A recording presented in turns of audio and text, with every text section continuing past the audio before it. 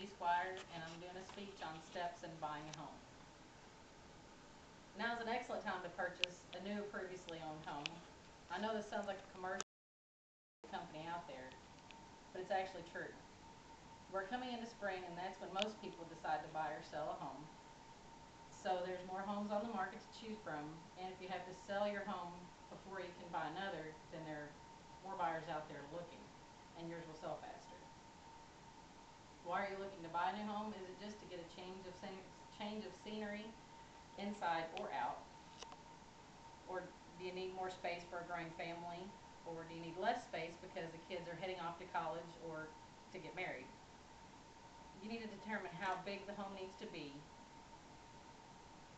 and how much land you want to take care of. Once this is decided, then you can begin your search. The first thing that needs to be done is get financing started.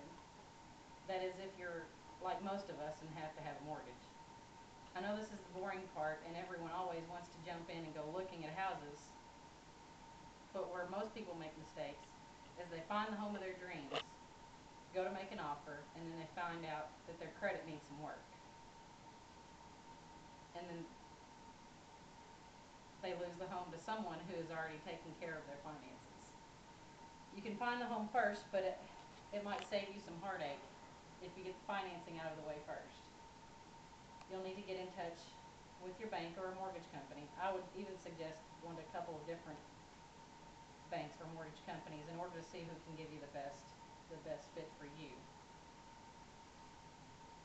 Have them run your credit, and this will help you decide what you can afford. It will also make you aware of your credit rating,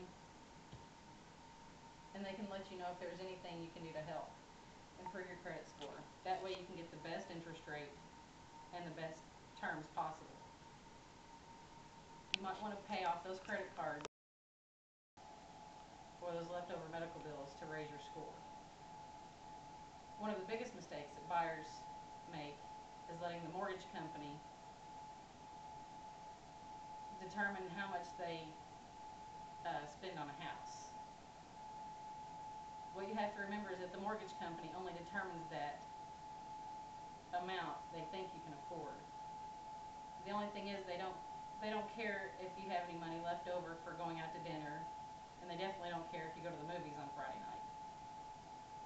All they care about is getting the most money out of you that they can. The next thing to do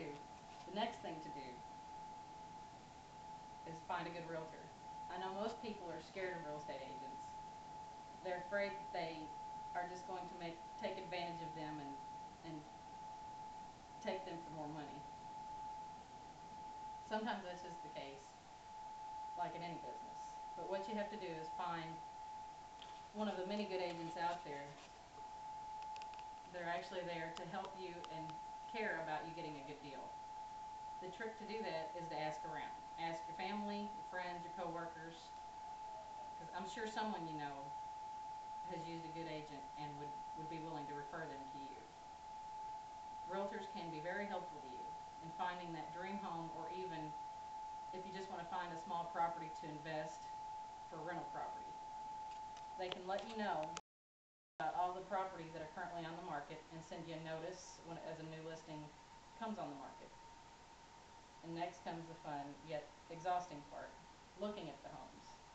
Another thing to keep in mind when going through the listings is that if it seems to be too good to be true, then it probably is. If you find this really nice looking house either online or even in person at a really cheap price, there's probably a reason why it's so cheap. If you don't see anything wrong when you go through the house, make sure you get it professionally inspected, because there's probably something wrong somewhere. I would get a home inspection done on whatever house you decide to buy. You never know what is hiding in the walls, crawl space, or attic. It's well worth the money and for your peace of mind. Your real estate agent should also be able to give you some advice on the value of a house and a good inspector to use. Once you find the home of your dreams and it passes all the inspections by the inspectors and your friends and family. Now's the time to get your offer accepted. This is where your real estate agent comes in. It's their time to shine. They can help you determine a fair market value of the house and submit the offer to the seller. If all things go well, and after a stack of papers to sign, you should be in your new home within 30 to 60